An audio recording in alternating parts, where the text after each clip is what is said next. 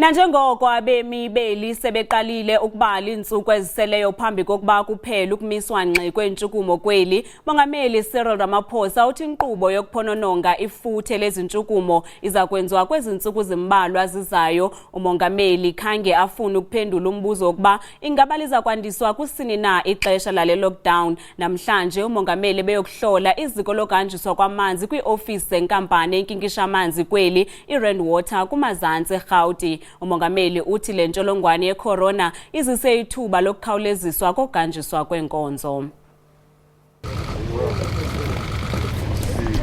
Ngenxa yokuvala izwe nomongameli uyindlala, kodwa ke namuhla uye wahambela isikhungo saseRainwater okuyisona esibhekele ukusabalaliswa kwamanzi ezweni. Phela umnyango uthe uzonikezela ngamathangi angu-40,000 emphakathini, lokhu othi uyaqhubeka nakho.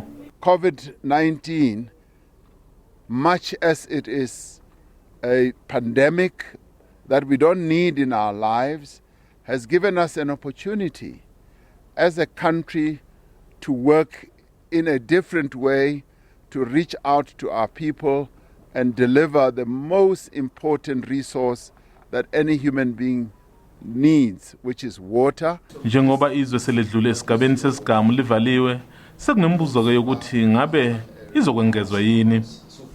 Nakuba abantu bewuthobela umthetho, kukhona labo abangongomiyayona. We will be able to make a proper, if you like, scientific assessment in a few days' time to see how well this lockdown is serving the people of our country.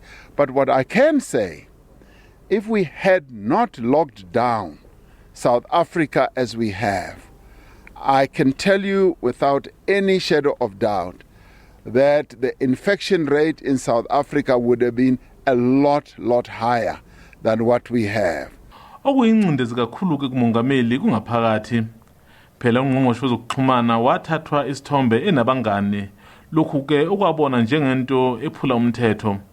Phambilini ungqongqoshe wezenhlalakahle naye waphoqeleka ukuthi axolise emva kokuthi ekhombise ukungayithandisisi kahle imithetho ebekiwe. Umongameli ke usethe uzobiza uNdabeni Abrams ukuthi ezosiphendulela.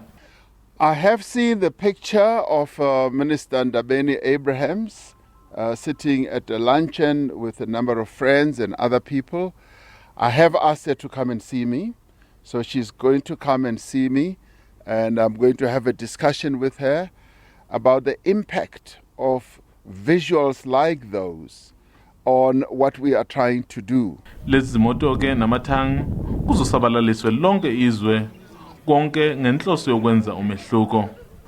Njengoba uhulumeni usebenza kanzima kangaka ukuthi uzama ukwehlisa ke lesi sifo, isibopho esikhulu kodwa ke sikithi uqobo ukuthi silandele imigomo ebekiwe, leyo yokuthi siqhelelane, sigeze izandla njengaso sonke isikhathi, siphinde futhi ke sihlale ekhaya. Umzwandile Mbejo, SABC, eGoli.